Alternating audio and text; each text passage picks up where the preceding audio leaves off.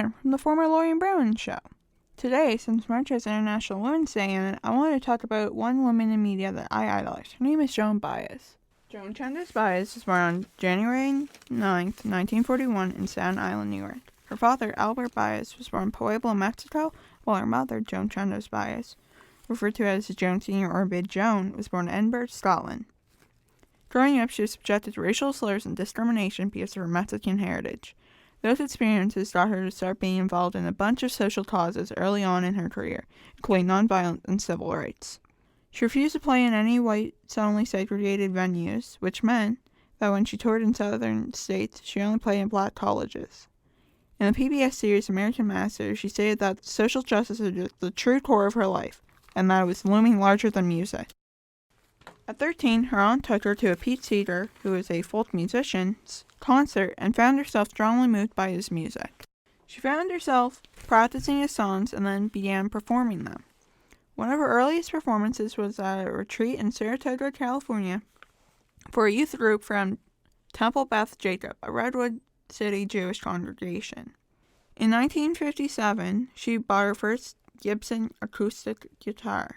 Her social and political involvement started in 1956 when she heard MLK Jr.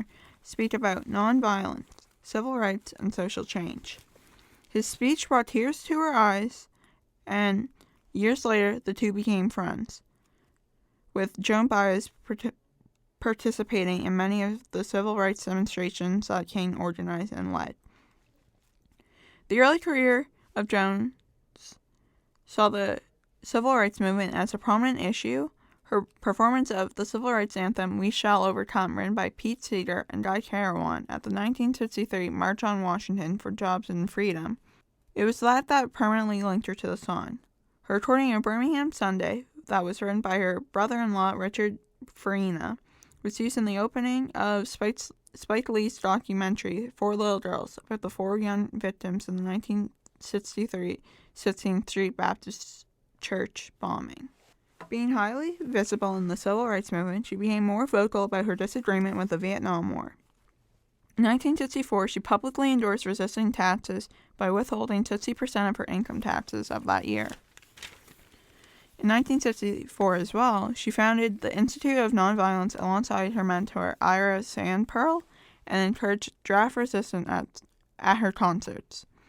She was arrested twice in 1967 for blocking the entrance of the Armed Forces Induction Center in Oakland, California, and spent over a month in jail. In 2016, she advocated for the Innocence Project and Innocence Network. At each concert, Baez informs the audience about the organization's efforts to exonerate the wrongfully convicted and reform the system to prevent such incidents from happening again. In December 2005, she appeared and sang Swing Low, Sweet Chariot at the California protest at San Quentin State Prison against the execution of Tookie Williams, a gang member that founded a major gang. She also appeared at a vigil and sang as well as protesting the 1982 execution of Robert Alton Harris, the first man to be executed in California after the death penalty was reinstated. Baez has also been prominent in the struggle for LGBTQ+ rights. In 1978, she performed at several benefit concerts to defeat the Bridge Initiative, which proposed banning openly gay and lesbian people from teaching in the public school system in California. Those are just some of her involvements in the social justice movement.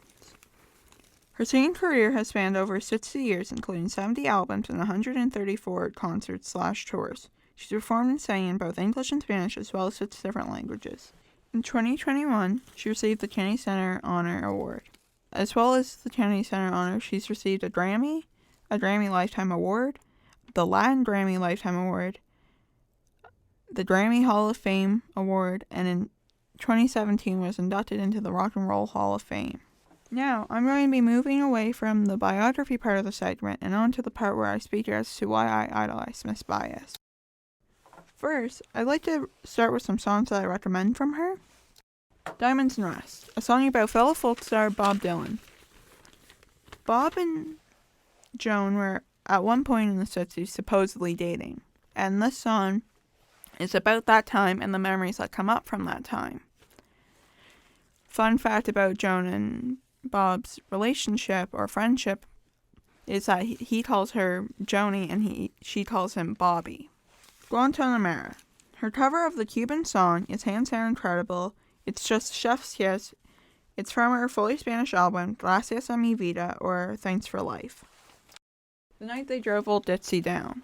This cover of the Canadian band, The Band, that was from 1969, is one of her probably most famous songs. It reached number 3 when it came out in 1971, and it's a bop, and and funny enough, she didn't copy the lyrics down while singing it or recording it, so it's all by ear. So there are some little bit of confusing lyrics, but it's just based on ear. I can't recommend enough her cover of It Ain't Me, Babe, which is a Dylan song that she sang with Bob Dylan at a folk festival. But her alone cover of the song is also very, very good. She's very known for covering Dylan's work, but she puts it in a different light, and it's very amazing. That's just a few songs that I enjoy of hers, and the reason why I find her so interesting and inspiring is because she uses her platform for the greater good.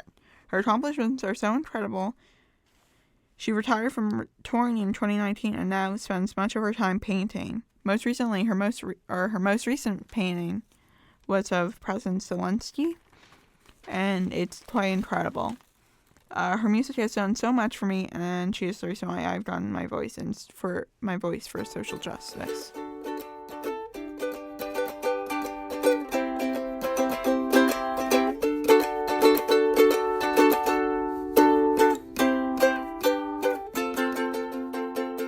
Communist propaganda in the USSR, and more commonly known for its prevalence in a high school English classroom, F. Scott Fitzgerald's 1925 classic The Great Gatsby is an essential read and opens the door to an in-depth analysis of narratology, the study of narrators. The book is told from the perspective of Nick Carraway, an old money resident of jazz-era West Egg, Long Island, which is near New York relatively. He becomes enamored by the rich Jay Gatsby, who has an insatiable desire to reunite with his long-lost lover, Daisy Buchanan. While I found the book, to put it bluntly, incredibly boring, it is rich in analyzation material, which makes it one of my favorite novels, not for its content, but rather what can be made of it. F. Scott Fitzgerald of The Great Gatsby, as I said, Nick Carraway, provides a unique insight into the concept of objectivity in literature. Carraway's, not literature, but fiction, specifically. Carraway's existence as a fictional character is enough for his reliability to be put into question. In Wayne C. Booth's The Rhetoric of Fiction, Booth, who coined the term, quote, unreliable narrator, claims, quote, a fact when it is given to us by the author or his unequivocal spokesman, which would be like a third-person narration, specifically like third-person omniscient, is a very different thing when given to us by a fallible character in the story, end quote, with a slight addition in there from me. Carraway, before he can be characterized, is corrupt due to his relative distance to the characters and role in The Great Gatsby. Carraway is not only an implied author, which provokes suspicion in itself, but unreliable as a result of his lying, omissions, and memory loss. Because Carraway is an implied author writing from the past tense, he relies on his memory, which itself is dubious. A narrator whose story relies on their memory has their word compromised before it is told. Time displacement is a phenomenon that describes one's inability to retain the chronology of events, which is the basis of storytelling. Time displacement is something that the average person deals with every day. Carraway experiences this, and there is evidence of him experiencing this within the novel. Carraway says, quote, I have been drunk just twice in my life, and the second time was that afternoon, so everything that happened has a dim, hazy cast over it, on page 33. Not only does this suggest that he may not remember this night clearly and could have misconstrued events, but he contradicts this, stating he was on his way to get, quote, roaring drunk in page 46. in a later chapter. I think it's also worth mentioning that in the most recent film adaptation, he is often depicted with a glass of whiskey nearby almost at all times. So if you want to watch the movie, I would keep an eye out for that. Carraway also forgets it's his birthday in the novel until it suddenly occurs to him when he says, quote, "I just remembered that today's my birthday. I was 30. Which happens on page 130, just like it's consistent throughout the novel, beginning to end. Carraway's recollective incapabilities denounce his trustworthiness as a narrator, and it proves he cannot perform, quote, the most obvious task of the commentator to, quote, tell reader about facts as they pertain to the story, end quote. And that's from Wayne C. Booth in The Rhetoric of Fiction, which was released in the 60s, if I believe, and generally lays down the foundation for a lot of literary theory. Thus, the chronological incompetence of Nick Carraway, stemming from his implied authorship, proves his accounts of the events in The Great Gatsby unreliable. Carraway fails to disclose events of the story that are potentially unflattering to his character. After an ellipses indicating an omission of events, Carraway describes a questionable scene in which he is in bed with a man who, quote, was sitting up between the sheets, clad in his underwear with a great portfolio between his hands, end quote. And that happens on page 42. While being half naked in bed with another man after omitting the details leading up to the predicament is not a sure sign of a homosexual encounter, it is rather suggestive. The implications emphasize that Carraway is reluctant to tell the entire truth regarding his whereabouts if they are shameful. Given the context that The Great Gatsby is set in the 1920s, when homosexuality was not only stigmatized but criminal, Carraway's reluctance to be transparent is a means of keeping the authorial audience, which refers to the suggested audience within the fictional universe that The Great Gatsby takes place. Keeping the authorial audience's respect. Omission damns a narrator in terms of authenticity, and Carraway, quote, doggedly puts the pieces together, but finally succeeds in resurrecting only a shell of the events. And that is a quote from, I'm going to check, David O'Rourke in the International Fiction Review in 1982. In Hamburg University's Interdisciplinary Center for Narratology, Professor Dan Shen writes that if he or she underreports, this narrator is unreliable or untrustworthy. So it can be concluded in a lot of literary theory that is deemed, that is deemed credible in terms of literary theory, that Carraway, due to underreporting, is an unreliable narrator. And while Carraway has a tendency to assert his moral righteousness, his actions are unscrupulous, to say the least. In the second chapter, Carraway's neighbor, Tom Buchanan, expresses his belief in social Darwinism and white supremacy, though he doesn't specifically say social Darwinism. Basically, this idea that white supremacy, and that some racial identities are more evolved than others, which even Darwin himself didn't believe in. Very common racist ideology and pseudoscience to back it up. So in this passage, Carraway does not ridicule the political stance, saying of Tom Buchanan, there was something pathetic in his concentration, as if his complacency, more acute than of old, was not enough to him anymore. And this happens on page 18. Despite chastising Tom for acquiring a political position to garner a sort of faux sophistication, Carraway does not engage as opposed to challenging Tom. Carraway also attempts to help Gatsby and Daisy after they, spoiler alert, it was written in 1925, so if you haven't read it yet, then I'm sorry. Carraway also attempts to help Gatsby and Daisy after accidentally killing Tom's mistress, Myrtle, with Gatsby's car, rather than acting with integrity and reporting the truth of the accident to the authorities. Carraway assumes the position of the bystander frequently and says, "So I walked away in this instance." He claims himself to be, quote, one of the few honest people he has ever known in page 64, and is remaining silent in the face of injustice, thus indicating an untrue projection of self to the audience. So if you're not super careful and going through the book with a fine-tooth comb, you probably like Nick. He wants you to like him, and that does obscure the story. And Carraway's complicity in this instance and many other instances creates a juxtaposition between his values and actions, which illustrates his unreliable narration as he is maintaining an artifice of likability as opposed to being truthful about who he is. So, if it can be deduced from his lying, omission, and hypocrisy that Carraway is an unreliable narrator, it begs the question, to what effect? Why would you create an unreliable narrator? What purpose does that serve to the story? In some instances, authors self-insert, and furthermore, the character that they're self-inserting into is unreliable by virtue of the author being unreliable as a person. And that happens sometimes. But sometimes the authorial choice is intentional, and they want an unreliable narrator because it's conveying an element of the story. Specifically, I'm trying to remember. There was a story called Unwell, and I need to look up who it's by. Carolyn Parkhurst. There it is. Carolyn Parkhurst's Unwell uses an unreliable narration in order to convey a sort of humor behind her story and make it more engaging with said humor and comedy.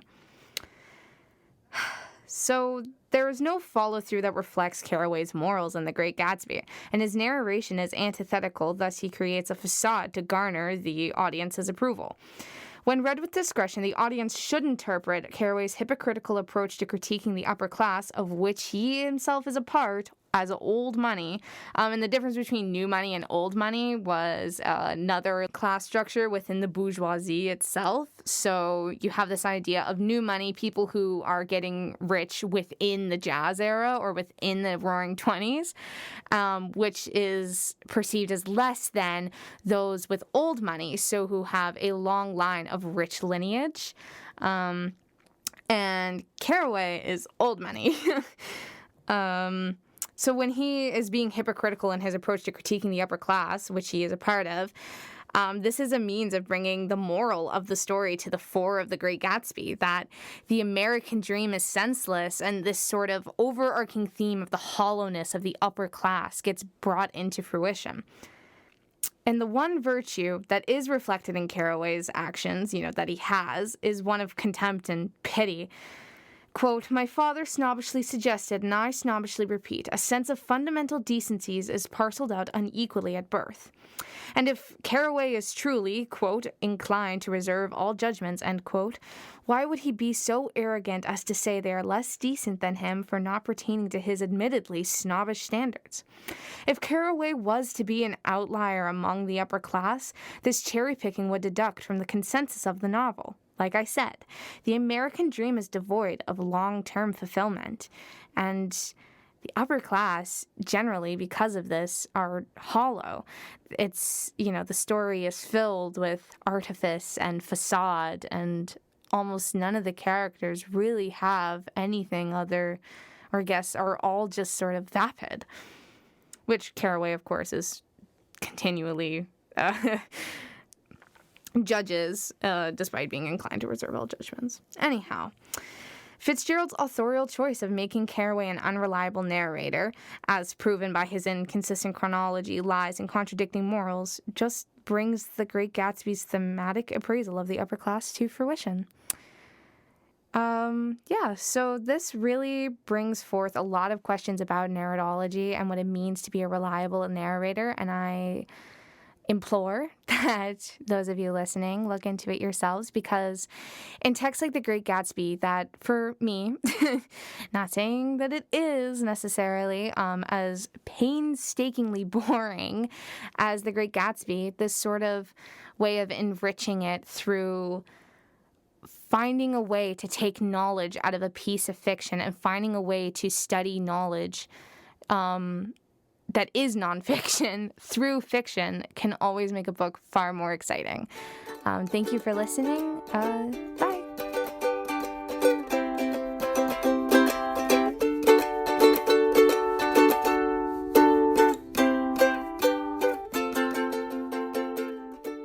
Hello, everyone.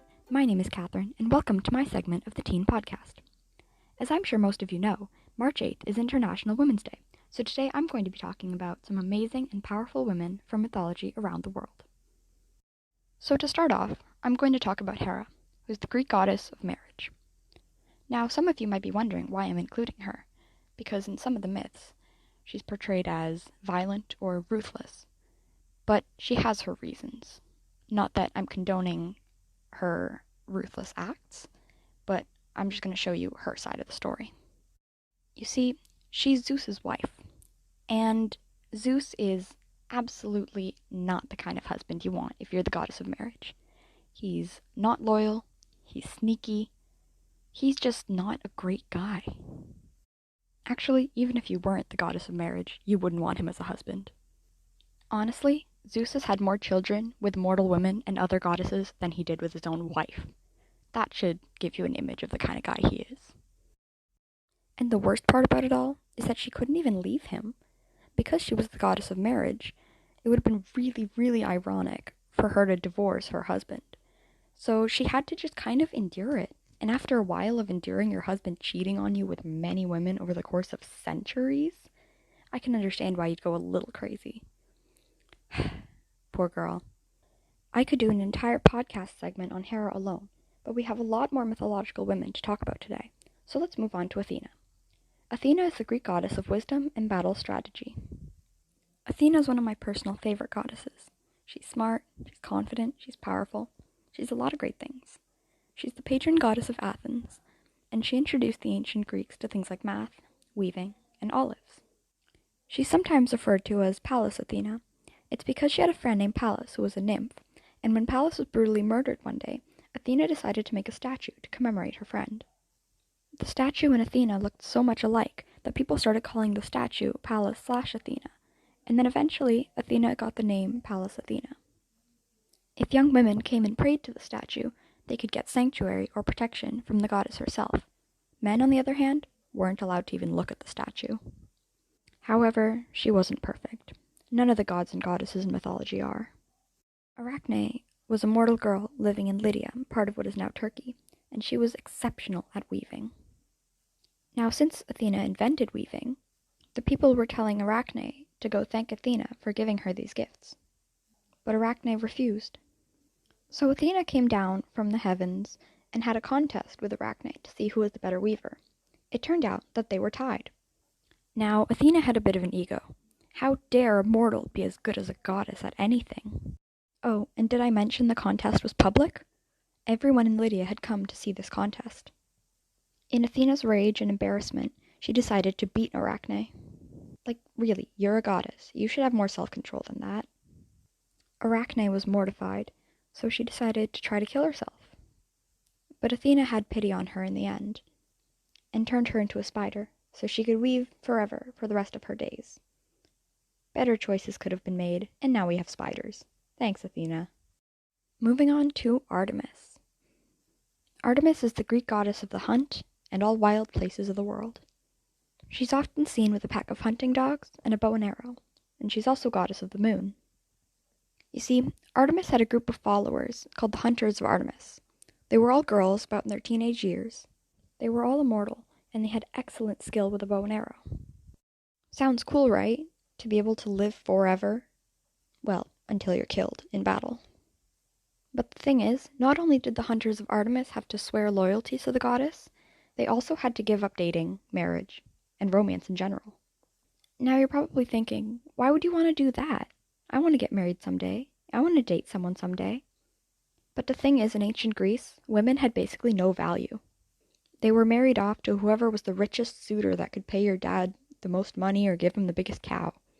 So Artemis saved a lot of girls and women from what could have possibly been a really bad marital situation.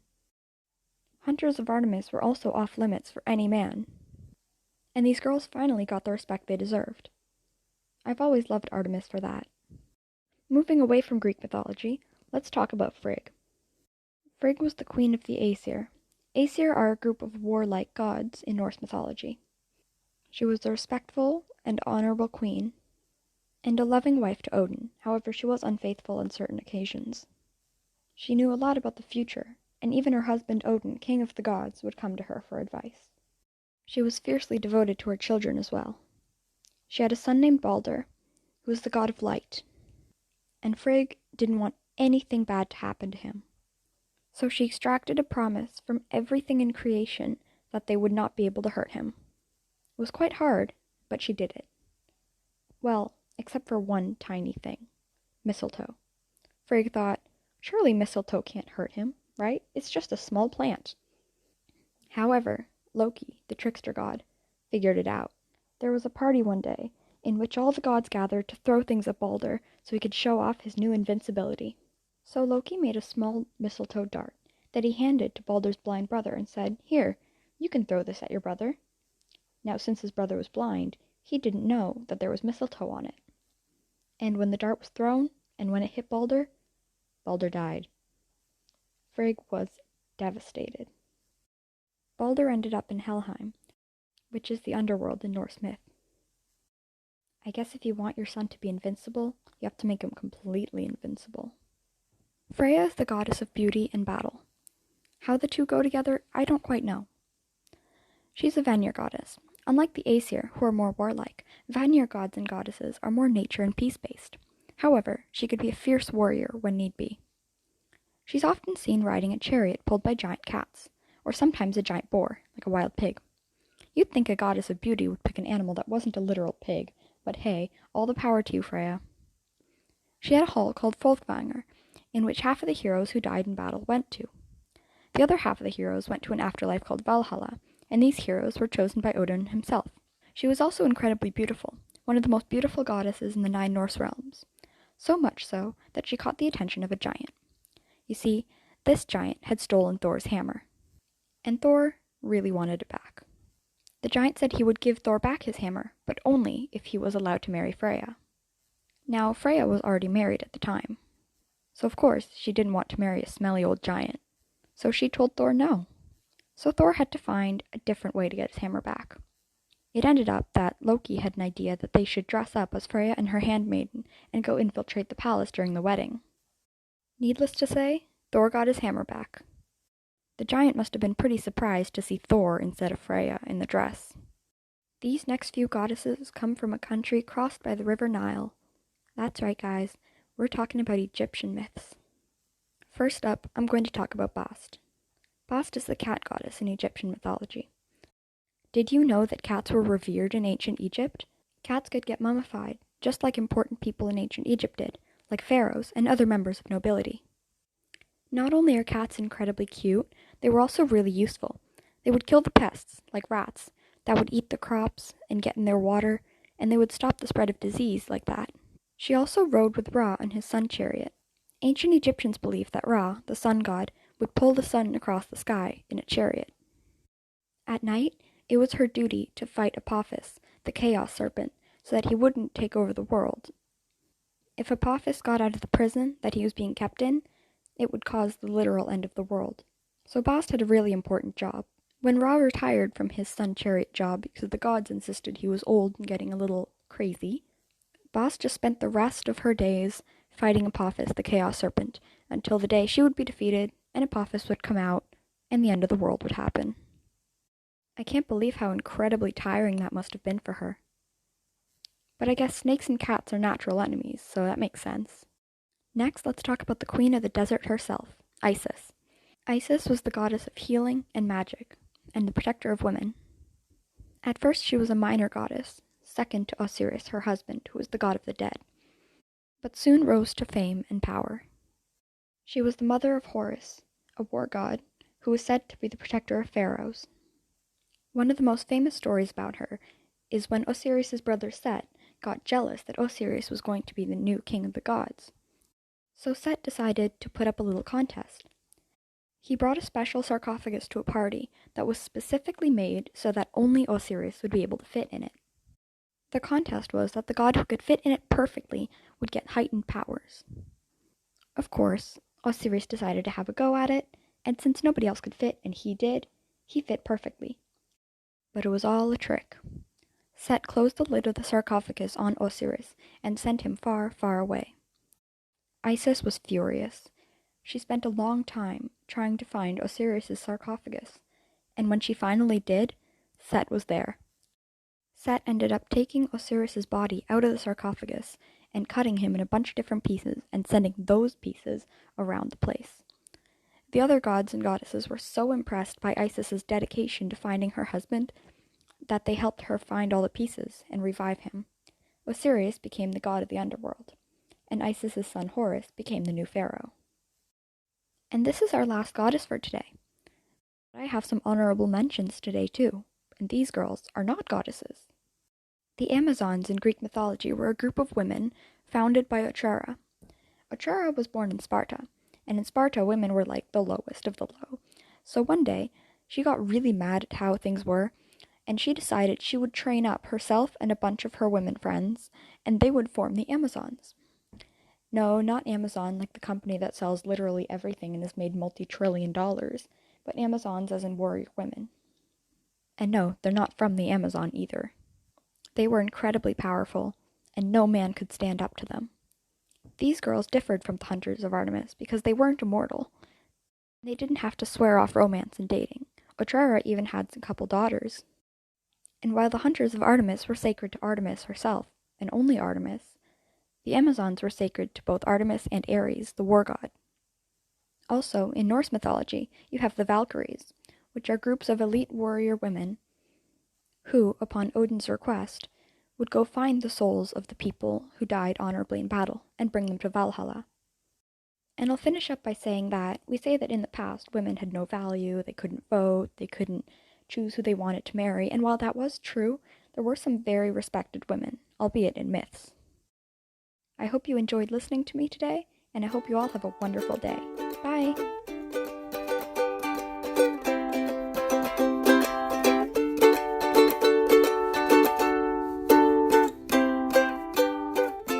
Bonjour et bienvenue. My name is Ava Marie, and you are listening to Teen Talk. This segment mentions themes of violence and religion that may be triggering for some, and I advise you listen with discretion. Western society seems to believe that liberty and freedom are invincible foundations. America, as we know it, for one, was built on fighting for economic liberty from England and slavery. While one can appreciate that, yes, until a system is destroyed, it operates on its founding intent, hence the prevalence of systematic oppression that persists, such as the industrialized prison complex and police brutality, we're missing something vital: religion and supremacy. Liberties in Western society typically came at the expense of oppression. America and Canada, for example, are once again built on colonization and slavery. Canada even audaciously claims in its anthem that this is our home and native land. Christianity and its branches, such as Catholicism, were the dominant religion, and not just in a statistical population manner, in a colonial manner. Hence the forced assimilation in residential schools and residential schools to begin with. Western society is in fact not immune from theocratic dictatorship. Look at Iran. Pre-Islamic Revolution Iran was arguably even more socially progressive than the U.S. Seriously, look up Iran pre-1979, and unless you were alive then, it is likely bamboozling to see that parallel between Western and Middle Eastern societies. When I say Western, I explicitly mean America and Canada in this segment. This segment is inspired by the graphic autobiography Persepolis by Marjane Satrapi, which illustrates her life during the Islamic Revolution and the Iran-Iraq War, and Mouse, another graphic biography by Art Spiegelman, which I will touch more on later. So let me describe to you a dystopian predicament. The year is 2022, and in Texas, 850 books are being banned from curriculums in public libraries. Majority of them are narratives from people of color and LGBTQ individuals. And they're being banned because parents fear that these books sexualize children and that they need to be censored in the name of protecting our children. See the NBC article where parents are interviewed. So, if you can't already tell, this is not a dystopian predicament. It is very, very real and scary. It's not just happening in Texas, it is happening in Pennsylvania as well, in a few other southern, mostly, states. This book ban, in terms of legislation, primarily affects those who cannot afford to purchase these books, as they're still available to be exported and bought. By this I mean the police aren't going to come knock on your door and say, "We know there's a copy of Mouse in there."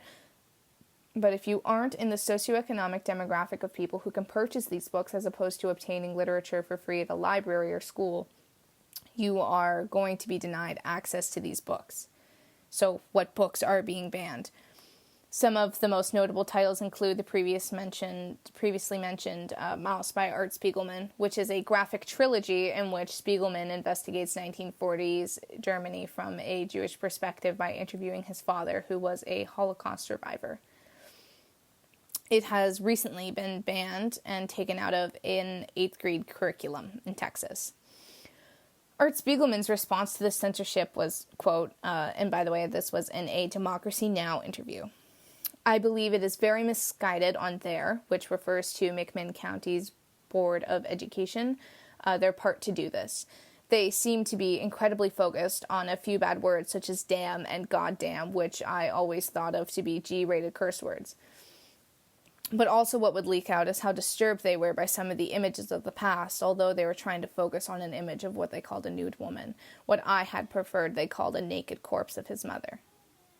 So I think, in this quote, Spiegelman recognizes and draws attention to the manipulation and mental gymnastics that bring one on the supporting side of banning Mouse, which was 10-0, by the way.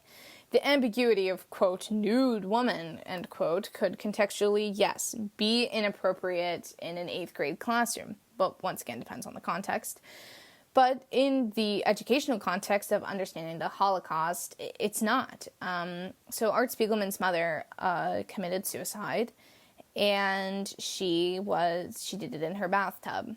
So she is depicted nude in her bathtub. Nude, her breasts are exposed for 1/4 of a 2.5-inch panel, and only her breasts, as I said, are exposed. That is it, except for her legs, which is, of course, what men typically in America and Canada expose at the beach. And it really reminds me of what Satrapi, author of Persepolis, describes in her Iranian university education. Paintings of nude women are censored, like the Birth of Venus. And I don't think 8th graders being prohibited from learning about Mouse or the Holocaust through Mouse because of some religious swearing and the exposed breasts of a dead woman and the Islamic regime that censors artwork so that university-level students don't get any ideas is not as big a leap as Western society would like to believe. I see far more parallels than contrasts. One book approved for all ages has, and trigger warning, this list is really dark, infanticide, violence against women, incest, beheading, murder, etc., etc., all of the horrible things. And take a guess of what the book is. The Bible. And this, to me, at least, implies a really apparent agenda of the Republican Party that lies in their hypocrisy. It's not about sheltering children in hopes of protecting them. It's blatantly oppressive. Children are losing access to their representation. Matt Krause, a devout Christian and member of the state of Texas House of Representatives, what a mouthful, is banning these books on account of Bill 3979, which states that any material that would provoke discomfort, guilt, anguish, or any other form of psychological distress on account of the individual's race or sex should not be in curriculums. It does say nothing about school libraries or public libraries, just to put that out there. We are taking some liberties. We are with that loophole. Representation in media is in part important and far and few for the genderqueer and LGBTQ and people of color. This is limiting knowledge and begs the question of how much censorship is protection and how much censorship is homogenization. I think, no matter what way you look at it, it is colonialism and it is colonizing or whitewashing knowledge And in instances like with mouse, I guess I don't, this term has not been coined or doesn't really have a lot of bearing, but Christian washing, Christianization, I suppose, of knowledge. So some of the more notable books are What is White Privilege by Leigh Ann Erickson, Beyond the Gender Binary by Alok Menon, and Hood Feminism by Mickey Kendall, which all are on the list of the 850 books. I read Hood Feminism about a year ago, and it was caused me to have a huge shift in the way that I approach feminism, and really changed it from a gender politics thing to a class struggle thing for me. But she calls out the Republican Party a lot, and she calls out the Republican Party in their regime in the way that they like to say that they are protecting children or helping children while impoverishing the families with children. So in this instance, the soda tax, which she talks about, and I will read the short passage on that from the book in a moment. So basically, Donald Trump and the Trump administration, sometime between 2016 to 2020, implemented the soda tax, which I'm sure you can infer from the name, implemented a tax on soda as a means of protecting protecting children from obesity and minimizing the obesity epidemic, allegedly.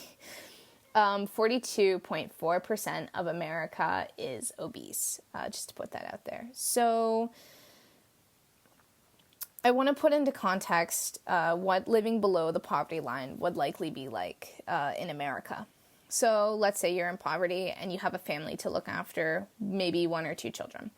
If you're lucky enough to have a spouse that helps out with income, you and your spouse, if you are a man and a woman, are working 8.4 hours a day as a man and 7.9 as a woman. Mind you, if we considered housework as labor, according to the quote report of the World Conference for the United Nations Decade for Women, women around the world end up doing twice as much as men when housework is accounted for as labor. So single mothers are working doubly hard, even though it's not accounted for as labor. Anyhow, you work all day, and if you have children, you have to come home after your long day, and if someone isn't there, like the 1950s American nuclear family model where there's a woman at home taking care of children, where inflation is and where inflation and minimum wage have not met, that is not a realistic family model anymore. So you come home all day, maybe you're picking up your children from daycare or school. Daycare is stupid expensive, but if it's from school, then that's different. Maybe you have to leave your children with a family member all day. Maybe you have to pay for a sitter. But if you don't have a family member, like, a grandparent of said child or aunt, uncle, etc., to leave them with, you are stuck paying for childcare. And if you want early childhood education, like is available in daycare, then yes, it is ridiculously expensive. I don't have a specific number on that, but it is expensive. So paying for that. And then you've worked all day. You likely don't have the energy to go home and cook a meal. You likely, if you're below the poverty line, do not have the money to go to the store and get whole foods and leafy greens and vegetables and fruits because they are expensive. And in order to hit a large caloric intake of fruits and vegetables, you have to buy a very large quantity. And then that predicament is thrown in there. And then, you come home at the end of the day. What is available that is cheap, already cooked, and just readily available? Fast food. Other high caloric, high fat, not nutrition dense foods that are available.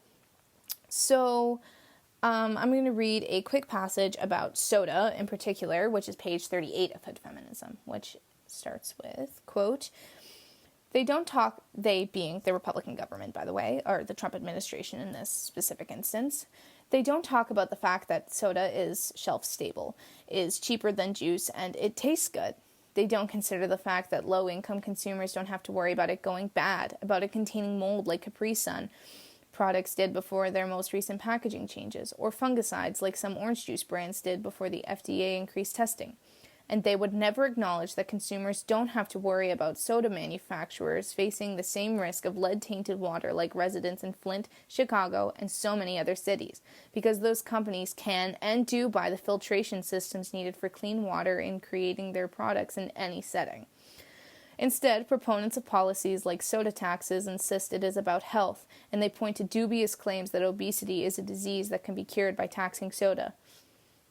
Messages declaring soda is so bad for children play out with images of kids going to a soda machine and receiving diabetes instead of ginger ale.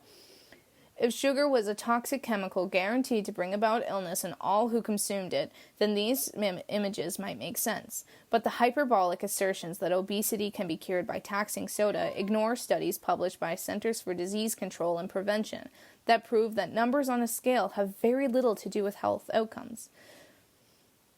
So, from here, we can deduct that the Republican Party has a long history of using family values, usually Christian family values, to support their policies that keep the poor poor. So, while I extend Kendall's point, she makes note that the sugar tax keeps poor people poorer and uses fat phobia and guilt to make it seem like they're promoting healthy lifestyles and protecting children, when what children need is affordable health care, daycare, optometrists, dental care, etc., for their parents to have the money, time, and energy to make healthy, nutritious meals. So what does this have to do with supremacy and religion or the book ban? It's that Republicans do this all the time. They appeal to parents' concerns of family values and implement laws accordingly to keep the poor impoverished and unenlightened. If those in poverty had access to post-secondary and were able to get a degree, tuition is free, they're able to go and study and come back and get a degree that is useful and get well-paying jobs, which not all degrees guarantee, by the way. Who is going to fill that inevitable void it would leave in fast food kitchens and other conveniences and luxuries of the West? The power dynamic that enables white supremacy, typically, or just enables any sort of economic supremacy, would be corrupt. It is corrupt, but it would not function the way that it does today. In the United States, 43.94 million people are below the poverty line.